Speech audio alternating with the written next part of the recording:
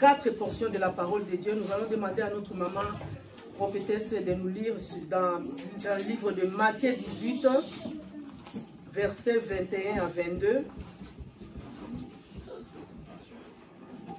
Matthieu 18, 21 à 22. Matthieu chapitre 18, versets 21 à 22, j'ai lu au nom de Jésus. Alors Pierre s'approcha de lui et dit, Seigneur, combien de fois pardonnerai-je à mon frère lorsqu'il péchera contre moi? Sera-ce jusqu'à 7 fois? Jésus lui dit, je ne te dis pas jusqu'à 7 fois, mais jusqu'à 70 fois 7 fois. La deuxième portion, c'est toujours dans Matthieu 6, versets 14 à 15. Matthieu chapitre 6, versets 14 à 15. J'ai lu au nom de Jésus. Si vous pardonnez aux hommes leurs offenses, votre Père Céleste vous pardonnera aussi. Mais si vous ne pardonnez pas aux hommes, votre Père ne vous pardonnerait pas non plus vos offenses. Troisième portion, c'est dans Colossiens 3, versets 12 à 15. Colossiens chapitre 3, versets 12 à 15, j'ai lu au nom de Jésus. Ainsi donc, comme des élus de Dieu, ceux bien-aimés, revêtez-vous d'entrailles de miséricorde, de bonté, d'humilité, de douceur, de patience. Supportez-vous les uns les autres, et si l'un a sujet de se plaindre de l'autre, pardonnez-vous réciproquement. De même que Christ vous a pardonné, pardonnez-vous aussi. Et la dernière portion, c'est dans Marc 11, verset 26. Marc 11, 26.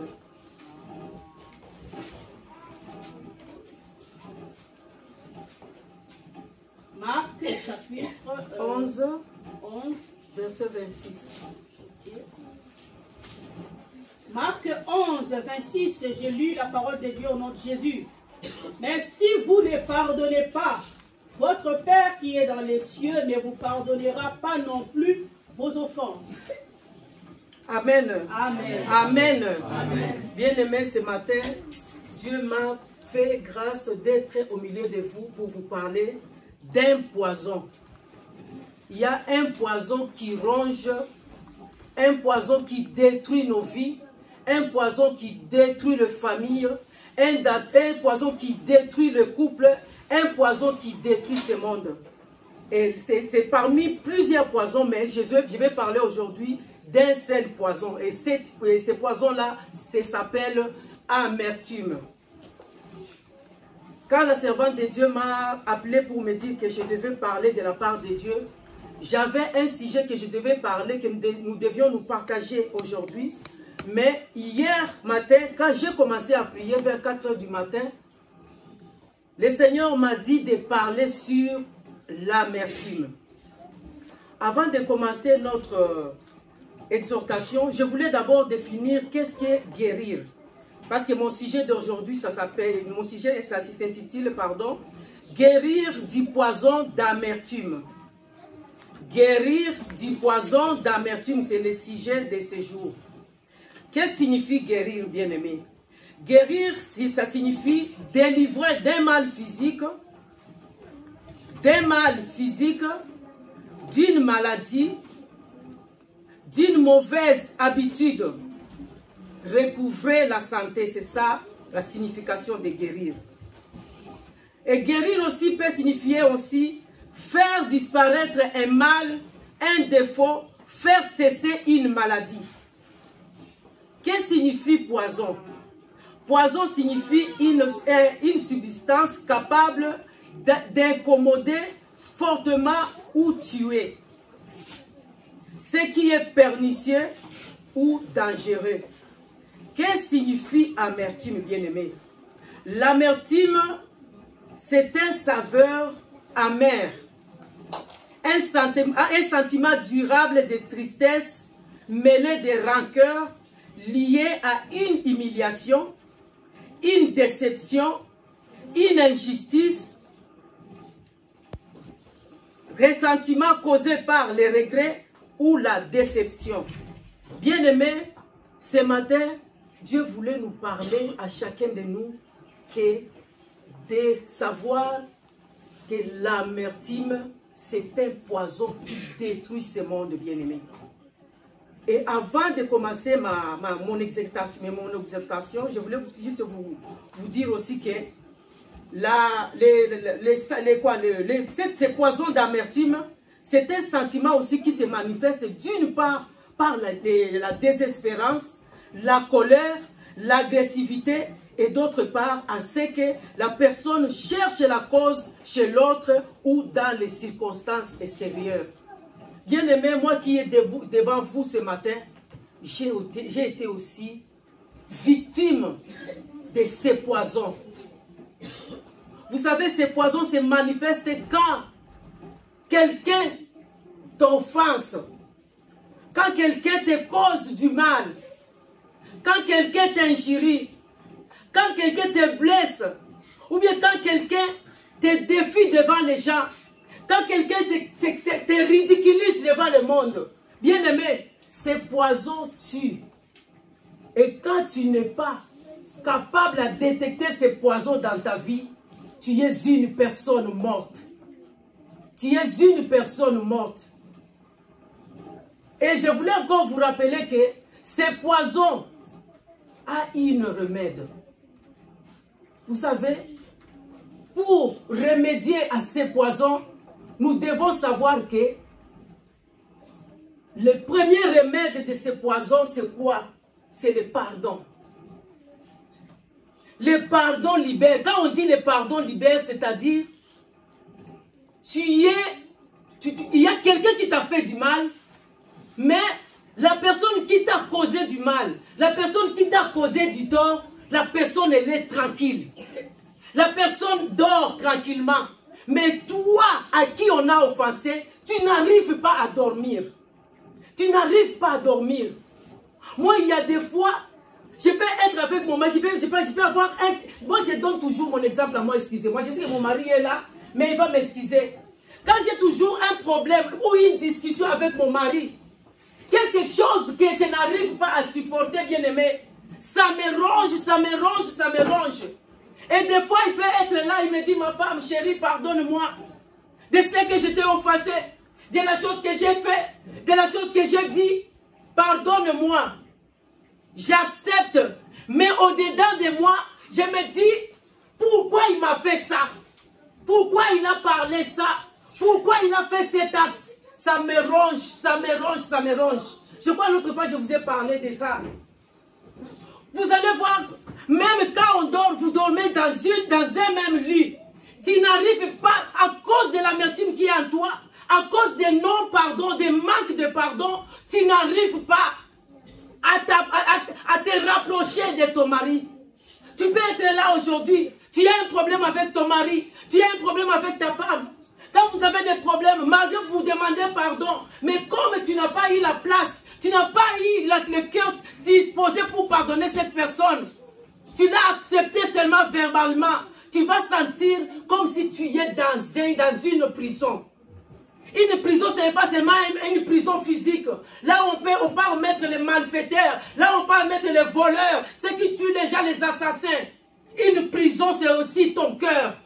Tu peux être une prison pour plusieurs personnes à cause des torts qui t'ont causés. La personne qui t'a fait du mal, la personne qui a mal parlé de ta part, elle est tranquille, elle dort, mais toi tu n'arrives pas à dormir à cause des manques de pardon. Le pardon tue et l'amertume tue, bien-aimé. À cause de l'amertume, ça peut te provoquer beaucoup de maladies. L'autre jour, je dors comme ça en hiver, bien-aimé. À cause de la colère, à cause de l'amertume, à cause du manque de pardon. Tu te dis, moi, comme elle m'a fait ça, je vais me couvrir seul. Ou bien si c'est lui qui avait pris la couette avant, je lui laisse la couette, bien-aimé. Je dors sans pour autant me couvrir. J'avais eu froid. Je regarde, je dis, mon Dieu, pourquoi je me fais souffrir comme ça? Je n'arrive pas, mais je dors comme ça parce que je suis en colère. contre la personne. Et cette nuit-là, j'avais eu foi. Pourquoi? À cause du manque de pardon. Le manque de pardon peut te détruire, bien-aimé. Le manque de pardon peut te causer beaucoup de maladies. Il y a d'autres maladies aujourd'hui, bien-aimé. Aujourd'hui, beaucoup des hôpitaux sont pleins de malades. Des lits sont pleins de malades. Mais aujourd'hui, les gens ne savent pas pourquoi les gens sont malades. Il y a d'autres maladies qui sont causées par le manque de non-pardon. Quand on ne pardonne pas, quand tu ne pardonnes pas, tu risques de mourir, bien-aimé. Quand tu ne pardonnes pas, tu ne peux pas être en paix. Quand tu ne pardonnes pas, tu ne peux pas dormir. Quel est le péché que toi, tu ne peux pas pardonner? Jésus, il est venu sur cette terre. Vous avez vu, on a lu avec vous. Il est mort pour nous. Qu'est-ce que Jésus a fait pour qu'il soit exposé nu sur la croix à cause de nos péchés? Qu'est-ce qu'il a commis comme péché? À cause de l'amour, il s'est donné. Il s'est donné. Il a donné sa vie pour que toi tu aies la vie. Pour que toi tu sois pardonné. Tous tes péchés que tu as commis, tous les mal que tu as commis, il l'a pris sur lui. Mais aujourd'hui, toi, tu ne l'arrives pas à pardonner. Pourquoi tu ne veux pas pardonner? Quelle est la chose qu'on t'a fait? Quelle est la situation que tu traverses? Que l'Éternel ne peut pas résoudre, bien-aimé. Ce matin, si je vous parle de l'amertume, je crois que c'est le Seigneur qui a voulu que je puisse parler de ça. Je ne parle pas, je ne vise pas personne. Je parle à ma vie. Je parle à moi-même, la vie, ma vie que moi j'ai menée. Je sais que je ne suis pas là où j'étais. Et là où je suis, je ne suis pas encore arrivé. Il y a ma destinée devant moi. Je dois arriver là où le Seigneur a préparé que je puisse être. Là où je dois être. Mais je sais que ce que j'étais, ce n'est pas moi. Je suis en train de progresser. C'est pourquoi ce matin, je voulais te parler de ce mal-là. L'autre jour, notre papa était en train de prêcher ici. Je ne sais pas sur quel sujet il parlait. Bien-aimé, j'avais un mal à moi. J'avais une douleur à moi qui me rongeait. Cette douleur me rongeait beaucoup d'années. Malgré que j'avais demandé pardon. Malgré les gens m'ont demandé pardon. Mais je n'arrivais pas à enlever cette douleur à moi. Ça me rongeait, ça me rongeait. Ça a duré plus de 8 ans, cette douleur. Mais un jour, Papa Noah s'est mis debout pour prêcher. Et quand il prêchait, moi je croyais que peut-être il y a quelqu'un qui lui a raconté ma vie. Il y a quelqu'un qui lui a raconté ce qui était dans mon cœur. Moi, si je commence à parler aujourd'hui, c'est parce que Dieu le permet. Dieu permet que je commence à parler. Je commence à parler pour être libéré. Bien-aimé, si tu veux être libéré aussi, parle. Si tu n'arrives pas à parler à quelqu'un, va vers Dieu. Va vers ton Dieu qui t'a créé. Tu lui exposes ton problème. Tu lui exposes ton cœur afin qu'il puisse te guérir. Quand papa il a fini de prêcher, il a dit tout le monde, que chacun de vous, chacune de vous, ou bien chacun de vous qui a un problème, qui sent à lui ou bien en elle quelque chose, s'il n'arrive pas à pardonner, qu'il vienne devant. Je vais prier parce que Dieu m'a recommandé de prier pour vous aujourd'hui. Je me suis agenouillé. Bien aimé, je l'ai dit, je suis devant la chair. Quand papa m'a imposé la main, j'ai senti comme on m'avait enlevé un clou dans mon cœur. J'ai senti cette douleur. Et depuis là, je me suis senti libéré. Je me suis senti libéré, bien-aimé. Mais je ne pouvais pas témoigner de ça. Mais je crois que j'avais dit, j'avais soufflé papa à l'oreille, j'ai dit que je sens comme si on vient de m'enlever une épine dans mon cœur. Ce matin, je ne sais pas. Qu'est-ce qui est ton épine ce matin dans ton cœur? Qu'est-ce qui est à la base de ta malheur? De ton malheur, pardon. Qu'est-ce qui est à la base de ta souffrance? Vous allez voir cet esprit, ce poison, quand il te ronge, il peut même te faire, il peut même t'éloigner des gens. Tu vois que tout le monde ne t'aime pas. Ces poisons vont t'éloigner déjà. Tu vas voir tout le monde devienne comme tes ennemis, bien-aimés. Tout le monde devienne comme tes ennemis. Et des fois, les gens vont commencer à te fuir. Il faut se demander, dire, si on se rapproche de cette personne, il ne va pas nous accueillir, il ne va pas nous parler. Il y a des choses qui se passent dans ces poisons, bien-aimés. Ces poisons amènent même les gens à se suicider. Il y avait un moment, mais moi-même, j'ai commencé à voir, on dirait, toute ma famille, personne ne m'aimait. Personne ne voulait de moi. Même si la personne elle est en train de me parler de bonnes choses, moi je le prenais toujours à l'envers. Je le prenais toujours à l'envers. Je croyais que j'étais abandonné de tous. Mais tu dois savoir que ce matin, il y a d'autres choses qui peuvent passer. Il y a des choses qui peuvent passer dans ta vie. C'est pour t'aiguiser. C'est pour t'aiguiser. Peut-être Dieu te fait passer par des situations compliquées de ta vie. Parce qu'il sait qu'un jour, tu seras debout, tu vas témoigner, tu vas passer, tu vas voyager dans le monde entier pour aller parler de sa part. Et tu ne peux pas parler de la part de Dieu sans pour autant parler de ta vie, de ce que Dieu a fait dans ta vie, de la vie que tu as menée, de là où Dieu t'a retiré. C'est ce que Dieu veut. Il y a d'autres choses, d'autres situations qui se passent dans nos vies bien-aimées. Ce n'est pas pour nous détruire, pour nous aiguiser, je répète, pour nous aiguiser. Et surtout, si tu es une appelée, si tu es une élue, tu dois savoir que tu n'es pas comme tout le monde. Tu dois avoir un témoignage personnel. Un témoignage personnel. Une histoire avec ton Dieu. Et cette histoire-là, ça peut passer par les pardons. Les pardons libèrent. Quelle est la personne qui est dans ton cœur que tu n'arrives pas à libérer? Quelle est la personne qui est dans ton cœur que tu n'arrives pas à pardonner, bien-aimé? J'avais 12 ans quand moi j'avais connu Dieu. J'avais 12 ans, bien-aimé. Quand je me fâchais, quand je me mettais en colère, je pouvais faire 3 jours sans pour autant manger. Et je ne sentais rien. Mais quand j'ai connu Dieu, Dieu m'a délivré. Et à chaque fois que je pouvais, ou bien je me mettais en colère, bien-aimé, il y a l'estomac, j'avais un mal d'estomac, vous ne pouvez pas savoir. Et à chaque fois quand je tombais malade, quand je faisais des crises d'estomac, on devait traverser avec moi, parce qu'on était à l'est de notre pays, à Ouvira, on devait traverser avec moi au Burundi pour aller me faire soigner. Je sais ce que moi je parle. Ce matin, bien-aimé, si nous sommes là, Dieu il sait pourquoi tu es là ce matin. Je ne sais pas quel est le problème que tu as ce matin. Bien-aimé, l'amertume ronge à l'intérieur et ses effets sont dévastateurs, bien-aimé.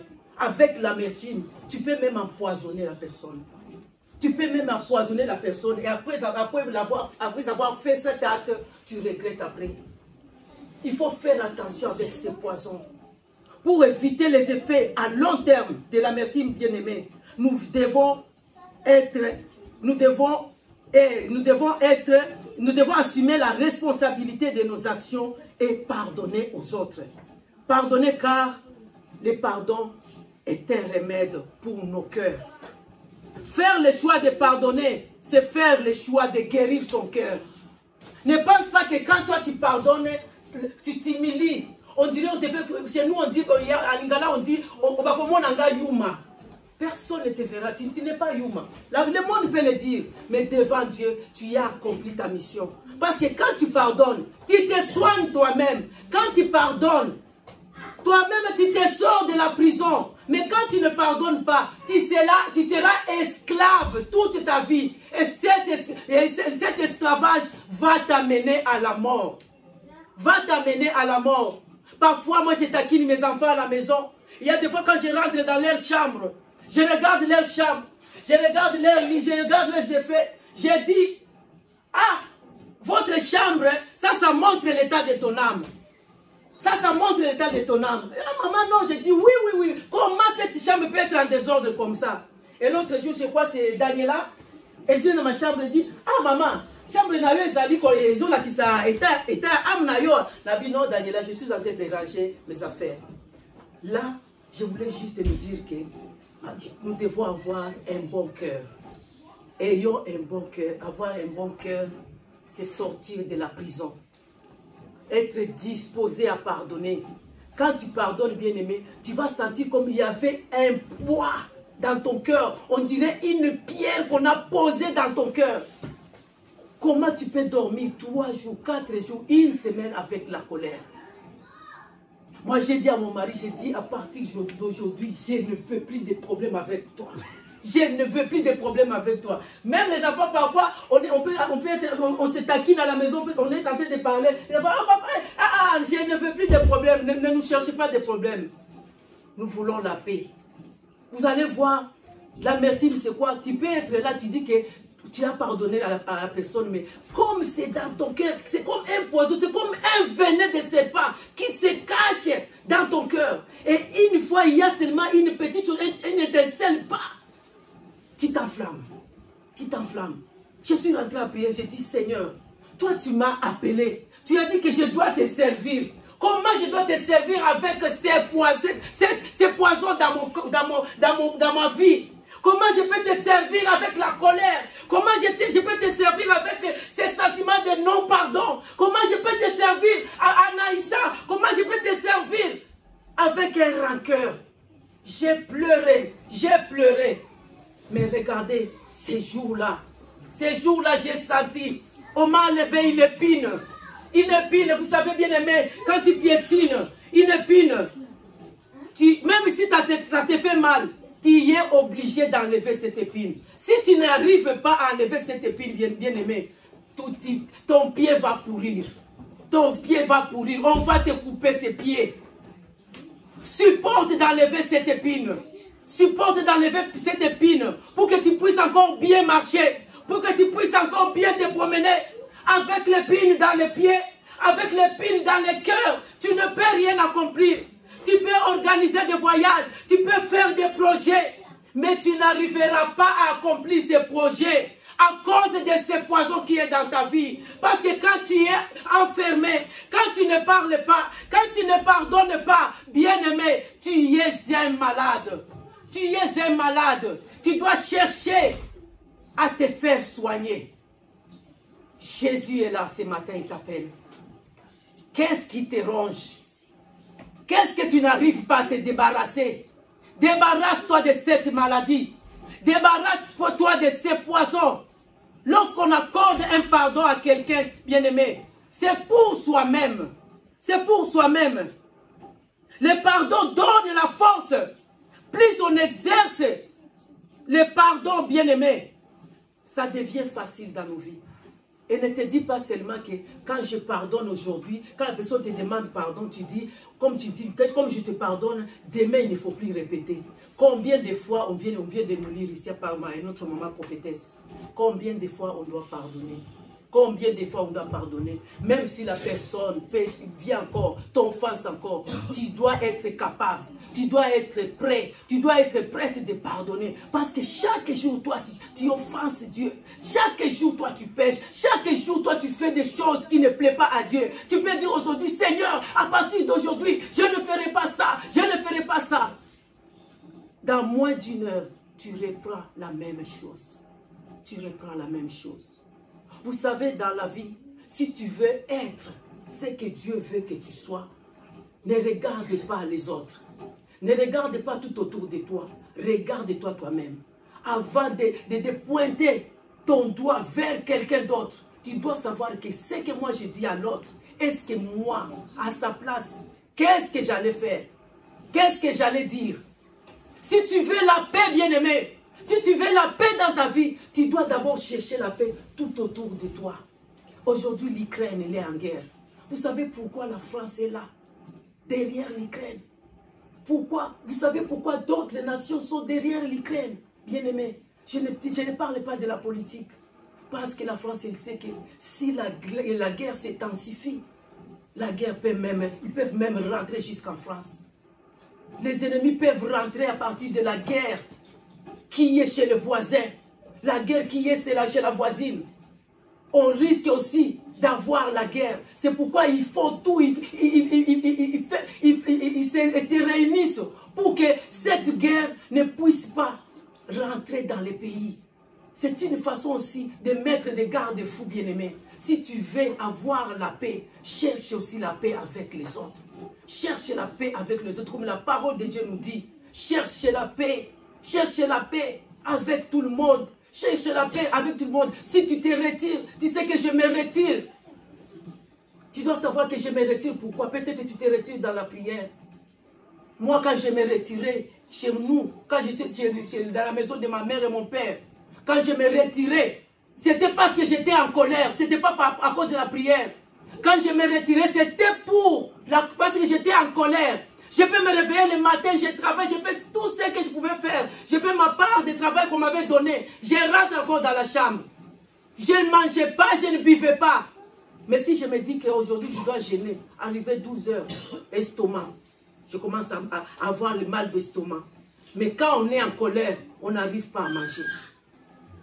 Quand on est en colère, on n'arrive pas à manger. Et tu peux dormir une semaine sans pour autant manger parce que tu es en colère.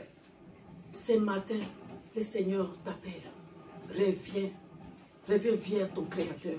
Il a besoin de toi. Il n'y a que lui qui peut te guérir. Je ne sais pas le mal qui te ronge. Je ne sais pas les problèmes que tu traverses. Ce matin, Dieu voulait nous parler, toi et moi. Je ne dis pas que moi, je suis déjà à hauteur. Non. Nous tous, nous sommes dans la course. Nous sommes dans la course, bien-aimés. Que le Seigneur nous aide. Que le Seigneur t'aide là où tu es. Je ne sais pas. Je ne sais pas ce que toi tu traverses. Je ne sais pas l'épine qui te ronge. Je ne sais pas l'épine qui est dans ton cœur. Demande au Seigneur ce matin que le Seigneur t'enlève cette épine-là. Qui te donne un cœur de pardonner. Qui te donne le cœur de libérer les prisonniers qui sont dans ton cœur. Qui te donne la force de pardonner. Qui dépose l'amour. L'amour de Jésus. L'amour de Jésus dans ton cœur. Parce que la parole de Dieu nous dit, Dieu a tant aimé le monde, il a donné son Fils unique, afin que quiconque croit à lui ne périsse pas, mais qu'il ait la vie éternelle. C'est à cause de l'amour que Jésus est mort. À cause de l'amour. Ce matin, il t'appelle. Il veut que toi-même tu ouvres ta bouche pour lui demander. On donne à celui qui demande. Si tu veux avoir la paix, si tu veux avoir un cœur de pardon, un cœur qui déborde de l'amour de Dieu, bien-aimé, invoque Jésus dans ta vie. Invoque Jésus dans ta vie. Si tu veux progresser dans la vie, tu dois avoir un cœur qui pardonne. Là où il n'y a pas de dispute, il y a la paix. Là où il y a la paix, il y a les Rehoboth, bien-aimés. Les Rehoboth, ça signifie large espace. C'est en hébreu, large espace. Large espace. Ça, je me suis souvenu d'une prédication que notre papa avait dit. Rehoboth, c'est large espace. Dieu va te donner ton espace à toi.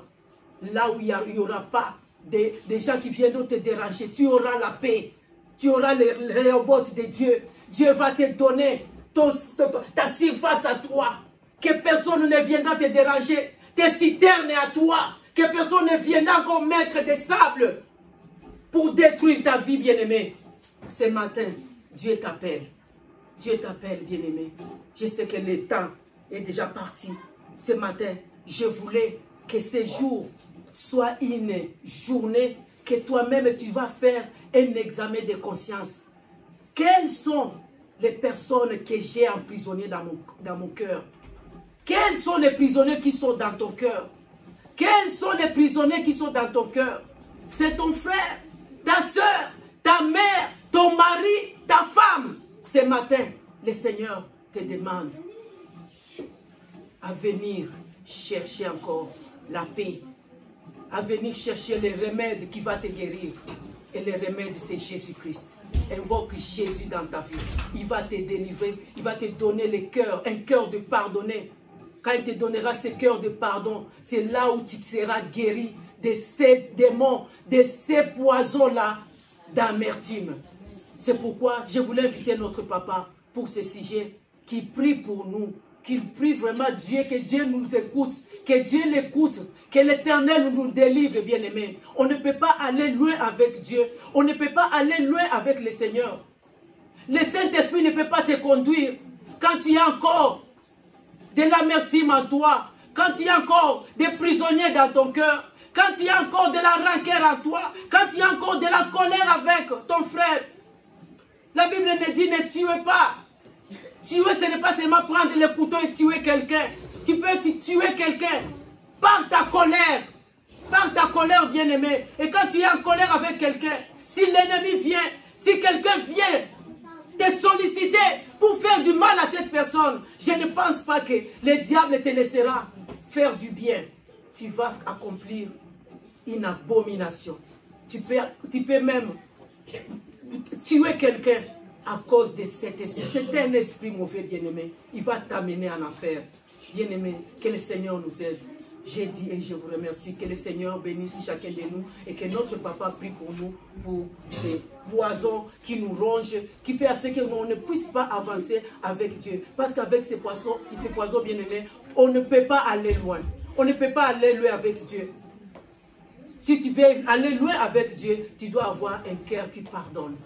Un cœur qui pardonne. Un cœur qui reçoit le pardon. Un cœur plein d'amour, plein de compassion, pour voir encore la gloire et la grâce de Dieu dans notre vie. Au nom de Jésus. Amen.